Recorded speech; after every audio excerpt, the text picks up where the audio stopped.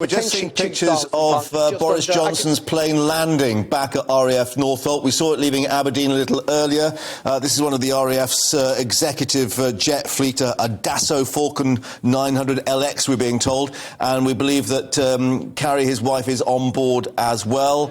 But back at what is an operational RAF base, so still very tight security. The question mark is now, of course, where he goes and what he does when he steps off that plane. And of course, when he started his journey this morning, he started as Prime Minister. Yeah. Now he is the Honourable Member for Uxbridge and South Ruislip. I think I've remembered that correctly. So we have our new UK Prime Minister, Liz Truss. She has been appointed. Now this is back at Aberdeen, right? And her plane is still static. Is that right? Yeah, this is Aberdeen, where the second jet is waiting for Liz Truss. So that's the motorcade that's come from Balmoral, the security details in those Range Rovers, and they'll probably park up the other side, so we won't see her walking up those steps.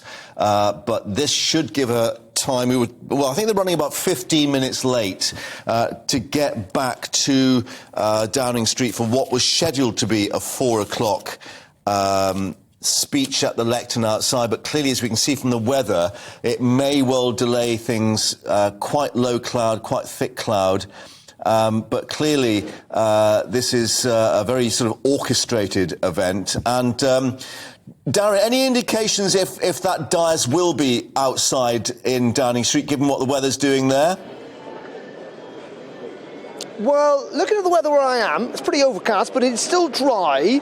I'm not a weatherman, Mark, but I've been following the Met Office weather forecasts on GBNews quite a lot today, and I think it might hold off, actually. It's incredibly difficult to tell, because I think these are kind of slightly random showers that even the most accurate of weather people struggle to tell where and when precisely. But I think at the moment, they seem pretty confident it will happen in the streets. I mean, it would really take away from the occasion if it didn't so. So I think it's about an hour flight, isn't it, from Aberdeen, as you say, running a little behind schedule. I think two interesting things. The interesting thing about Boris Johnson, who is back in London now, what is he going to do? Alluding this morning that he is going to, on the whole, take a back line and all of this. The party needed to unite behind Liz Truss, though alluding to that he might at some stage come back. But I suspect we will not hear from Boris Johnson. He will not disappear in the sense that he will do lots of speaking engagements and quite a lot of money, and may well have a newspaper column before too long.